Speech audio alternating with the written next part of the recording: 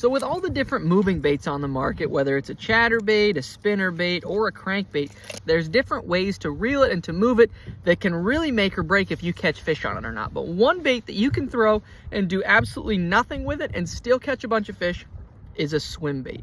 A swim bait is probably one of the best moving baits ever invented, but it seems to get tucked under the radar anymore because people just forget about it due to its simplicity.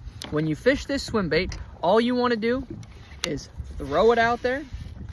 A lot of times I like to let it hit the bottom, but if you're around a lot of muddy bottom, you can just kind of get a feel for it. And then I'm just going to do a slow wind, maybe speed it up every once in a while.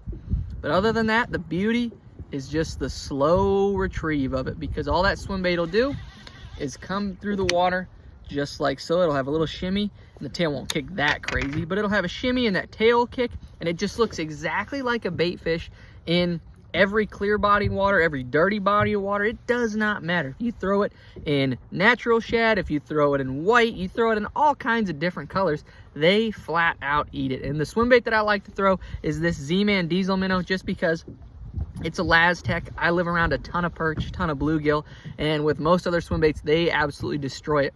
And the head that I'm using when I'm not bouncing it on the bottom, this is a Trocar swim bait head. You can see it has a 30-degree line tie, or I don't know what, it's basically straight because it comes through grass a little bit easier for me, and I can skip it a little bit better.